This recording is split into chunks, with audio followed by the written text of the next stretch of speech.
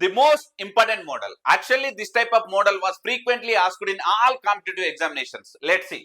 145 minus 7 by 10. So ఇలాంటి type of questions మనం ఏ విధంగా ఆన్సర్ చేస్తామో చూద్దాం.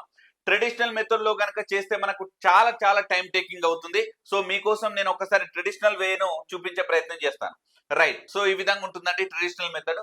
సో 145 మైనస్ 7 బై 10 అంటే ఈ 145 ఇంటూ 10 అవుతుంది. దీంట్లో నుంచి 7 సబ్ట్రాక్ట్ చేసి మళ్ళీ డివిజిబుల్ బై 10 చేయాలి.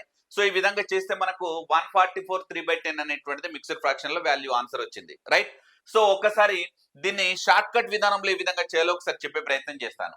ఇవంతా కూడా అవసరం లేదు. సింపుల్ గా ఇక్కడ 145 ఉంది కదా, ఇందులో నుంచి ఒకటి తక్కువ చేయండి. సో ఒకటి తక్కువ చేస్తే మనకి ఏమొస్తుంది, 144 వస్తుంది. ఓకేనా, సో ఇక్కడ 144 వచ్చేసింది. నెక్స్ట్ లవహారాల మధ్యలో భేదం తీసుకోండి, లేదా డినామినేటర్ న్యూమినేటర్ యొక్క డిఫరెన్స్ తీసుకోండి. 10 మైనస్ 7 ఎంత అండి, 3. సో 3 వచ్చేసింది. నెక్స్ట్ డినామినేటర్ ఆ విధంగానే ఉంచండి, హారాన్ని ఆ విధంగానే ఉంచండి. So final answer 145. ఇందులో నుంచి ఒకటి తక్కువ చేయాలి, ఈ రెండింటి మధ్య డిఫరెన్స్ తీసుకోవాలి, మళ్ళీ హారాన్ని ఆ విధంగానే ఉంచాలి. సో అప్పుడు మన ఫైనల్ ఆన్సర్ వచ్చేసింది. చూడండి, ఇదంతా చేయాల్సినటువంటి అవసరం లేదు. ఓకేనా, సిమిలర్ గా కొన్ని క్వశ్చన్స్ డిస్కస్ చేద్దాం. చూడండి, సింపుల్ గా 210 అంటే ఏం చేయాలి, అందులో నుంచి ఒకటి తక్కువ చేయాలి, అంటే 209.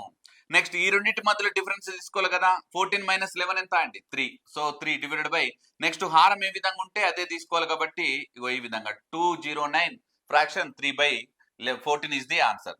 సో ఇక్కడ సిమిలర్ గా ఒకసారి చూద్దాం. 185 ఉంది, దీంట్లో ఒకటి తక్కువ తీసుకోండి, 184.